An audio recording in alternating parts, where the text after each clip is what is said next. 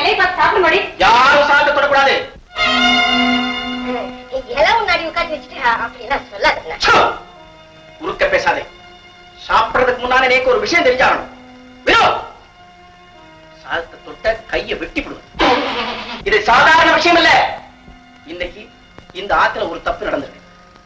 அந்த தப்புக்கு பெரிய வியாக்கியானமோ விளம்பரமோ இப்ப தேவையில்லை. அது என்ன தப்புன்னு நான் சொல்ல மாட்டேன். அது யார் செய்த தப்புன்னு அவளுக்கே தெரியும். அந்த தப்பு உடனே நிவர்த்தி ஆகணும். அதுவரையிலும் யாரும் கையால சாத்து தொடக்கூடாது. துளைச்சிடுவேன் துளைச்சு.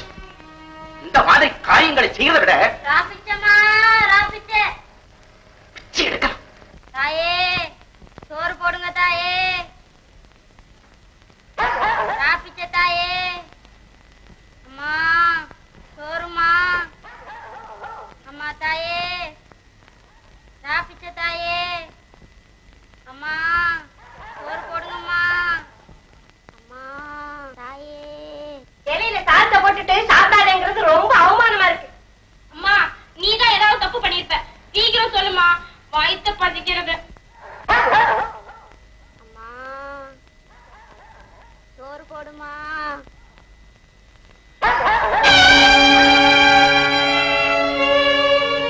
இதத்தானே தப்பு தப்புன்னு சொல்றேன்.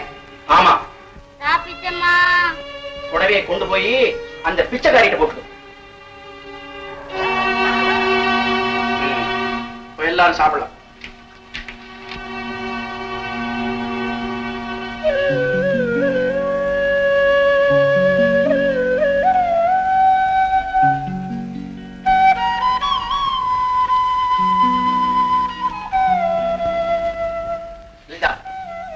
சாப்பிடாம எழுந்தா என்ன அர்த்தம்?